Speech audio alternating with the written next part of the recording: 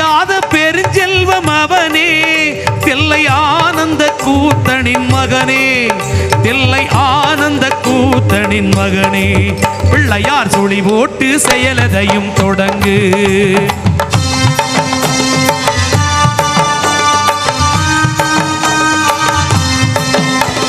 வழியின்றி வேலனவன் திகைத்தான், குறவள்ளி அவள் கைபிடிக்க துடித்தான்.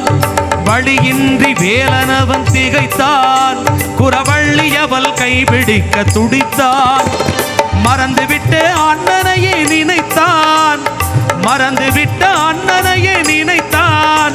மறுகணத்தினிலே மகிழ்ச்சியிலே திளைத்தான், மறுகணத்தினிலே மகிழ்ச்சியிலே திளைத்தான்.